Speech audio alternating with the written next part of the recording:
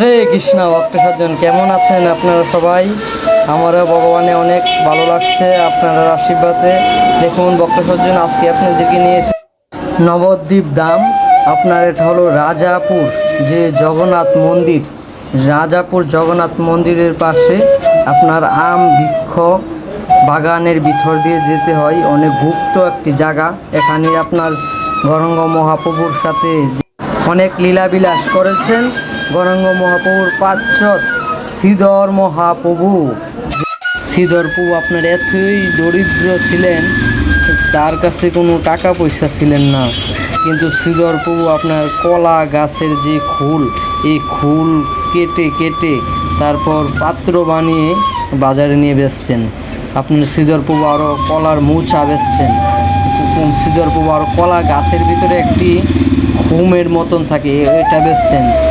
আর মহাপ্রভু গিয়ে টাকা না দিয়ে এইগুলি নিয়ে যেতেন। আর শ্রীধর প্রভু বলতেন, প্রভু তুমি তো আমার কাছ থেকে এইভাবে নিয়ে যাও, তাহলে আমাদের সংসার কিভাবে চলে?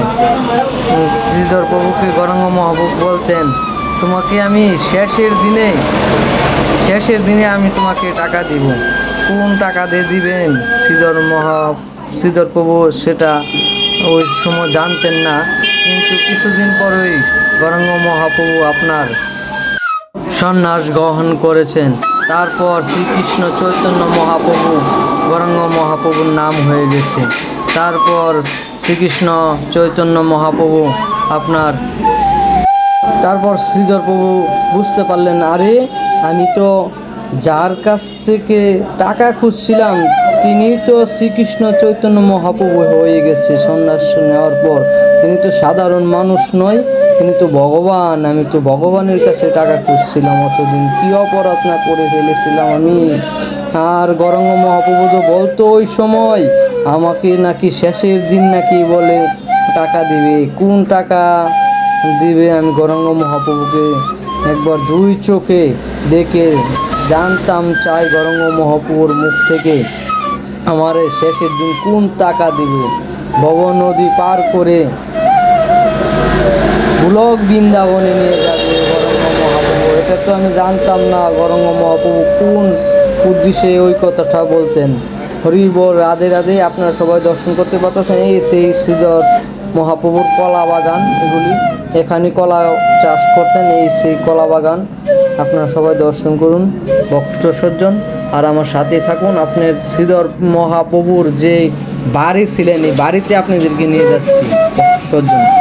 আর এখান থেকে কলা গাছে কলা ফুল আপনার পাত্র বানিয়ে আপনার ব্রাহ্মণপুকুর বাজারে নিয়ে বেচতেন। আর গৌরাঙ্গ মহাপ্রভু এখান থেকে নিতেন প্রতিদিন। হরি বল। আপনারা সবাই জানেন, আপনারও অনেক আগে আপনার থাল বাসন এগুলি ছিলেন না, প্লাস্টিকের এগুলি ছিলেন না, কলা পাতাই সবাই ব্যবহার করতেন, এবং কি কলা ফুল সবাই ব্যবহার করতেন। আপনারা সবাই অবশ্যই জানেন ভক্ত সজ্জন। এই সেই শ্রীধর মহাপ্রভুর লীলা আপনাদেরকে বাড়িতে নিয়ে আসলাম। দেখুন কি অপূর্ব জায়গা। আসলে শ্রীধর মহাপ্রভু যে ঘরে আপনার থাকতেন সেই গৃহটা এখন নেই, কালের প্রভাবে এখানে ধ্বংস হয়ে গেছে। এখন নতুন করে এখানে একটা মঠ করেছে, ইস্কনে জায়গাটা নিয়েছে, আর নতুন করে মন্দির বাঁধবেন। আপনারা সবাই এখন মাহাত্ম্য শুনুন গ্রন্থ থেকে। হরি বল, রাধে রাধে।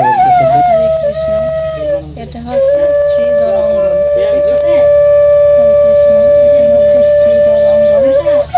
রাজাপুর জগন্নাথ মন্দিরের প্রায় 150 মিটার দক্ষিণে মহাপ্রভু অন্তরঙ্গ ভক্ত শ্রীধরের ভারী ব্রাহ্মণপুকুর বাজারে তিনি কলার থুর মোছা বিক্রি করতেন, তাই তাকে সকলে বলতেন কলা বেচা শ্রীধর।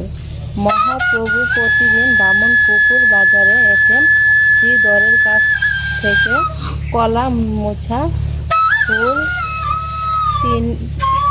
নিতেন এবং শ্রীধরের সঙ্গে কথন করতেন। শ্রীধর তার আয়ের অর্ধেক দিয়ে গঙ্গা পূজা ও বৈষ্ণব সেবা করতেন, আর অর্ধেক দিয়ে সংসার প্রতিপালন করতেন।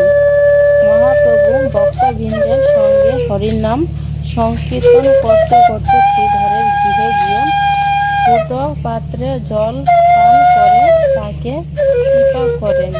এই হচ্ছে শ্রীধর অঙ্গন। এই যে দেখুন কলার গাছ, এখান থেকে শ্রীধর কলার মোছা নিয়ে বিক্রি করতেন। হরি বল।